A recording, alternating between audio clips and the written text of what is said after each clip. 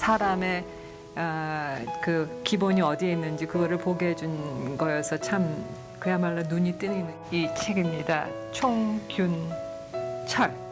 그 사람에 대한 그 애정이 아주 그냥 뭉클뭉클 느껴지는 그런 책이에요.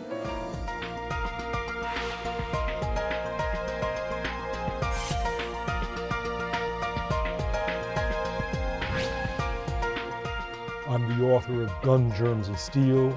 I'm Jara Diamond.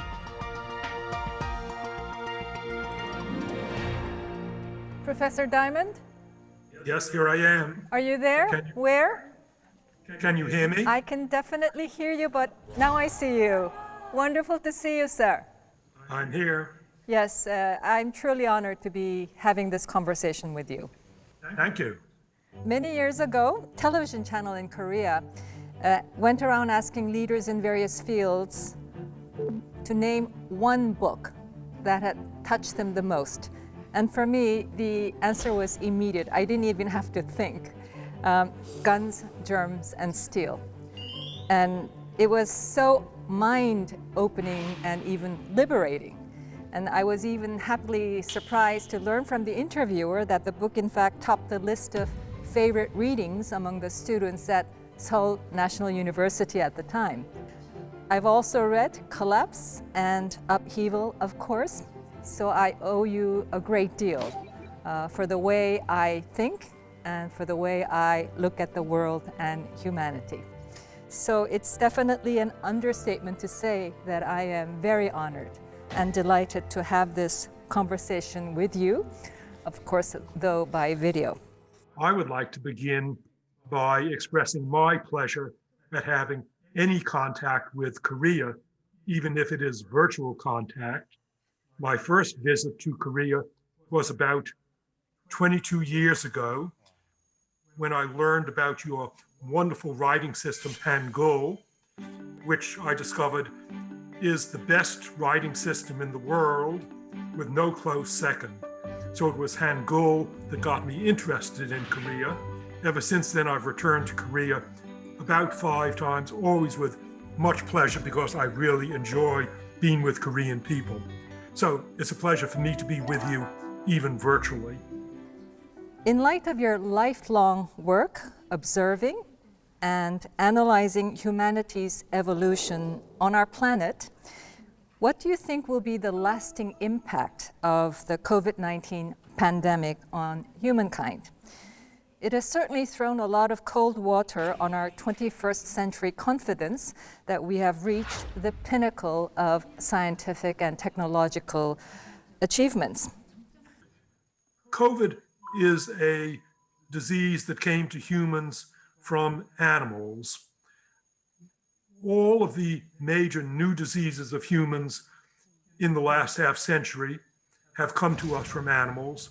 They include AIDS, mad cow disease, SARS, Ebola, Marburg, and so one can say that COVID was just one more in a chain of diseases reaching humans from animals.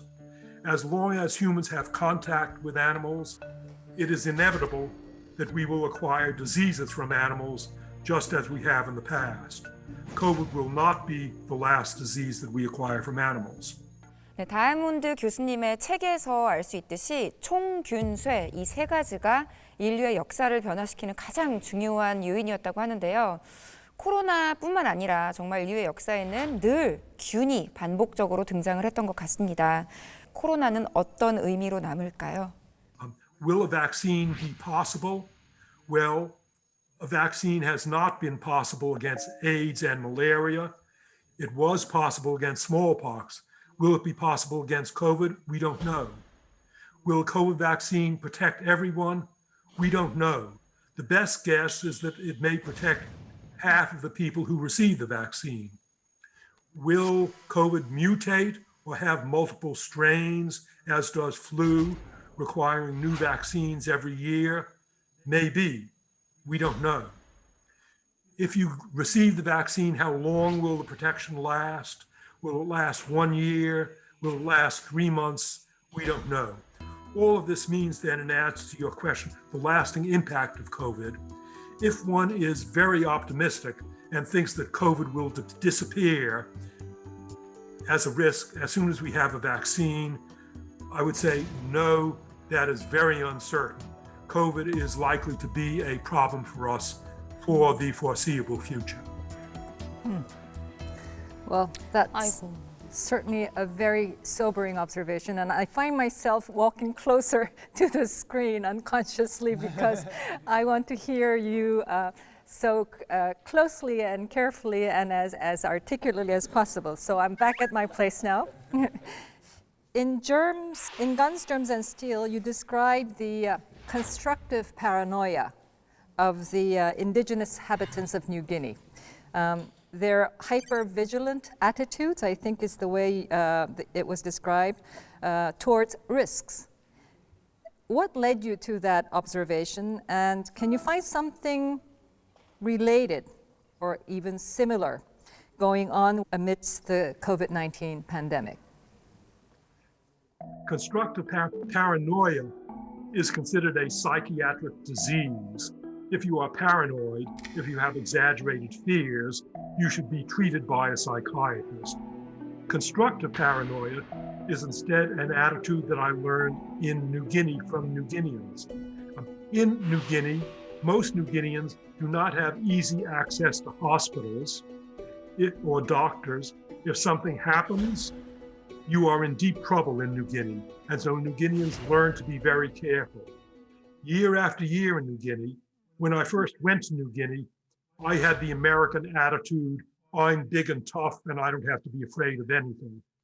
But the accidents happened. I had boat accidents, plane accidents, vehicle accidents, trouble with people, diseases. I learned to be hyper-vigilant. That is, I learned to adopt an attitude of constructive paranoia.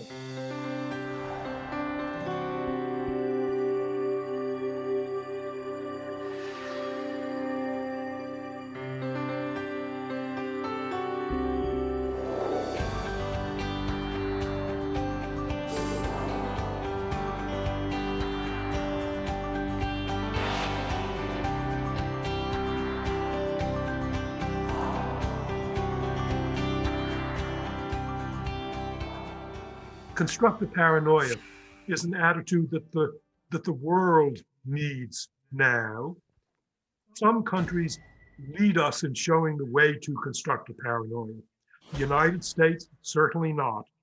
Britain, certainly not. But the Scandinavian country of Finland, Finns have learned to be hypervigilant. Why? Because Finland was attacked by the Soviet Union, an enormously larger country, in 1939. Finland's trade with the outside world was cut off. And after their war with the Soviet Union, the Finns learned we had better be prepared for anything. And so every month there is a council of the Finnish government which meets to consider everything that could go wrong. This council could be considered the Council of Constructive Paranoia. Each month, a friend of mine is on the council. Each month, the Finns think of what could go wrong. Our electricity net could fail. Our telecommunications could fail. Our financial system could fail. We could be invaded. Our trade could be cut off.